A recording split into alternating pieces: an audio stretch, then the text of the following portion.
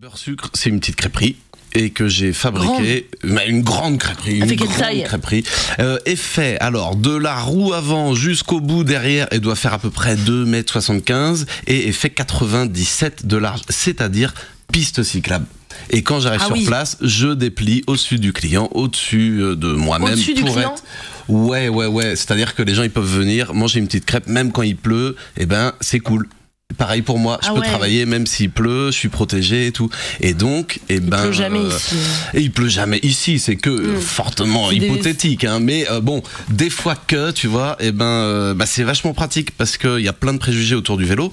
Il y en a certains, c'est pas tout à fait faux non plus, tu vois. C'est clair que tu peux pas tout faire comme une voiture, mais en fait, il y a plein de préjugés qui sont complètement absurdes. Et en étant un peu ingénieux, quasiment chaque problème, tu peux les résoudre. Et en fait, travailler en vélo, ça le fait. Ça le fait, et c'est trop bien. Et comment t'es venue l'idée de ce triporteur crêperie? Déjà, pour ceux qui savent pas, triporteur, est-ce que tu peux expliquer ce que c'est comme engin? Parce que les gens ne connaissent pas ce mot déjà.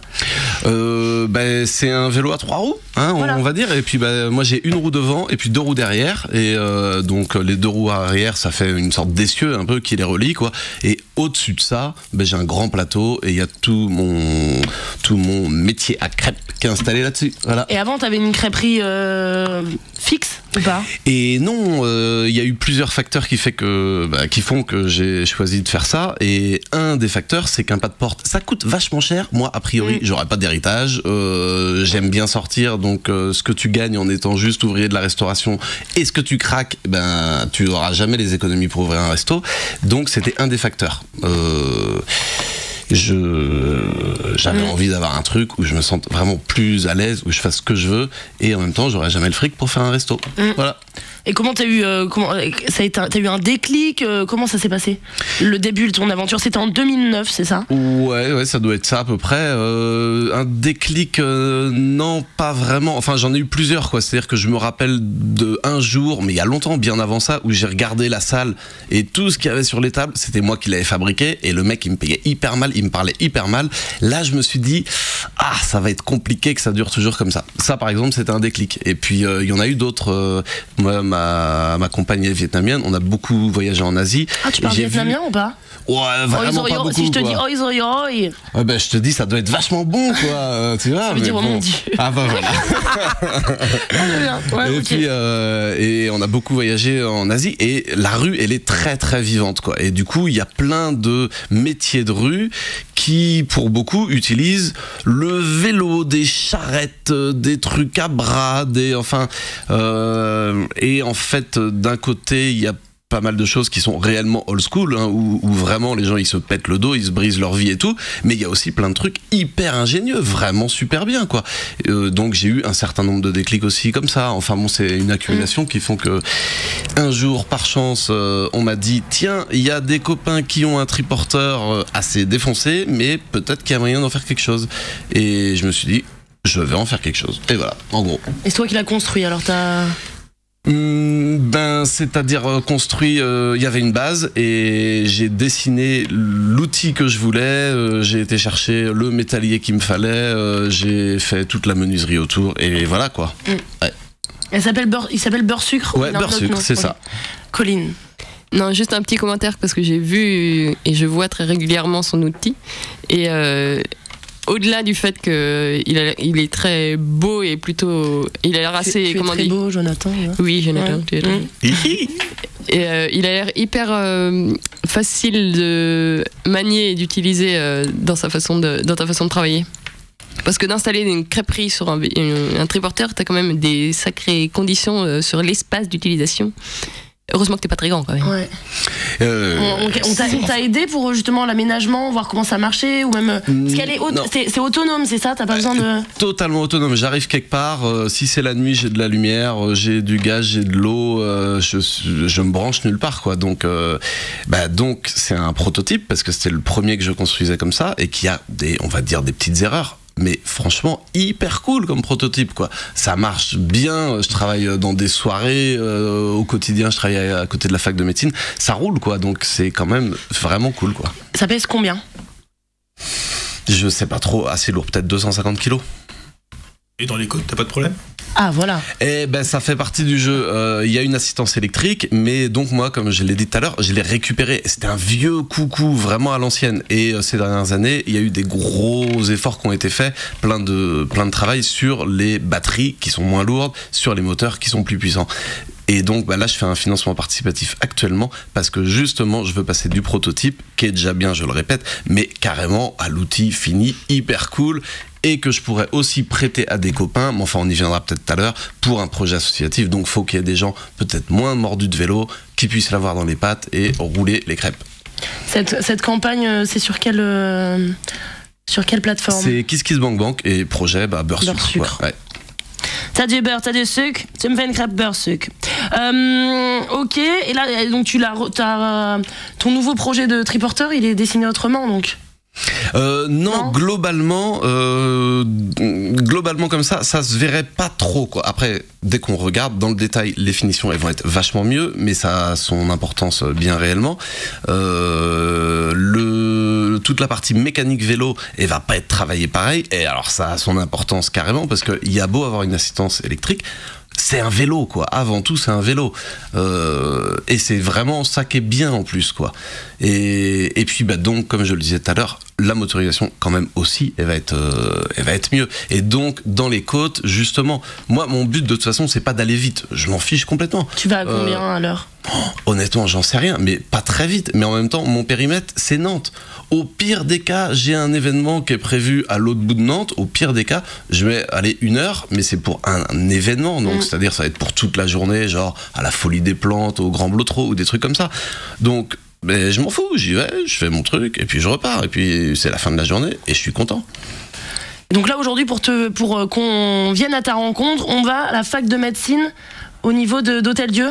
Ouais, c'est ça, petit peu sur la droite, ça s'appelle Rubias, une avancée piétonne, et c'est exactement en face de la bibliothèque universitaire santé. Voilà. Okay. Et c'est quel jour? Lundi, mardi, jeudi et vendredi pour le service du midi.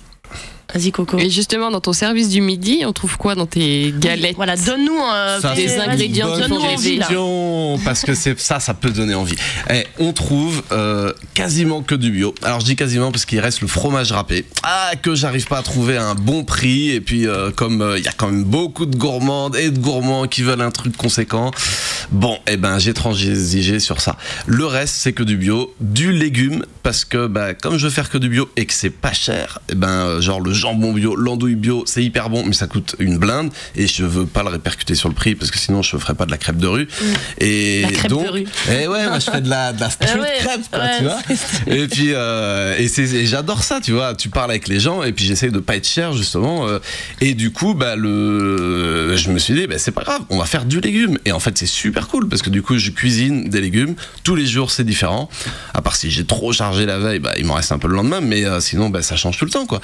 Et c'est cool et c'est bon et c'est assez fun. Et donc, est-ce que tes recettes changent en fonction des légumes de saison? Exactly, ça change. Est-ce que tu fais des tests étranges, genre quand c'est de la route, tu fais des crêpes route tabaga? Il y a des trucs qui sont un petit peu space parfois. Enfin, space, ce serait pas le bon mot, mais qui sont surprenants parce que du coup, à force de cuisiner les légumes, ton feeling commence à bien s'affiner et tu peux faire, par exemple, je sais pas moi, des épinards champignons à la crème de noisette. Hyper bon. C'est chouette là. Mathieu. Moi, ce que j'aime bien dans le principe de vendre des choses à vélo, c'est que tu peux te déplacer là où vont les gens. C'est-à-dire que tu vis avec la ville et quand il y a un événement qui se passe à un endroit, quand tu n'as pas de porte, tu peux pas le déplacer. Tu peux pas te mettre au pied d'une manifestation qui se passe sur l'île Saceb ou ce genre de choses. Et là, effectivement, tu peux vraiment aller là où il y a des gens et dès qu'il y a des festivités dans la ville, etc., tu accompagnes les gens. Je trouve ça vraiment mieux. T'as fait quoi comme genre d'événement alors du coup? T'es allé à la rencontre des étudiants, des médecins, mais t'as rencontré quel autre public?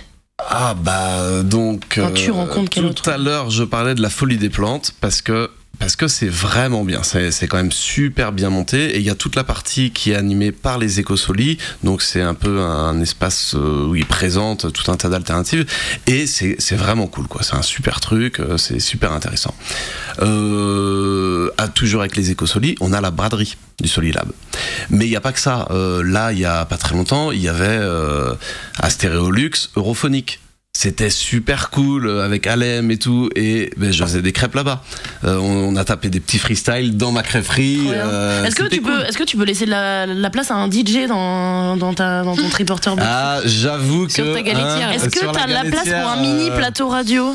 Aïe, aïe, aïe. Franchement, on peut... Je vais réfléchir mon C'est pour ça que je t'ai invité, là, en fait. puis, Tout est calculé. on va faire un truc. Ouais, Juliette, je pense que ça doit être jouable. Ouais. Cool. Je pense que tu peux te caler sur le siège avant. Ouais. Ah et te connecter à la crêperie à l'intérieur. Ouais, on y met un gyrophare, 2-3 trucs façon cirque, mais en plus, tu vois, plus classe un peu.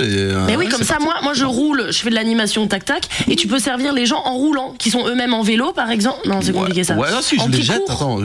Non, c'est compliqué. Ouais. Ouais, beurre sucre, par contre, chocolat, ça commence à être dangereux, quoi. Mais, ouais, c'est vrai.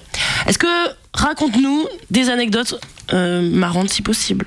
Est-ce que tu as fait des rencontres improbables? Forcément, tu rencontres tellement de gens. Ah ouais, des rencontres improbables, ouais, carrément. Alors, il y en a qui sont un peu fatigantes, mais que je vais raconter parce qu'elles ont quand même vraiment leur importance.